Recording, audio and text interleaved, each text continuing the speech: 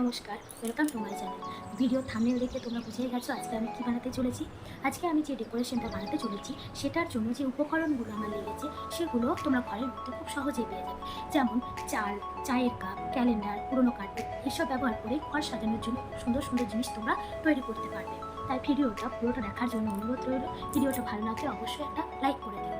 আর হ্যাঁ, তোমরা যদি আমার চ্যানেলে নতুন হয়ে থাকো অবশ্যই চ্যানেলটিকে সাবস্ক্রাইব করে দিও আর কমেন্টে জানিও তোমাদের ভিডিওটা কেমন লাগবে। তাই বেশি বকবক না করে চলো ভিডিওটা শুরু করা যাক।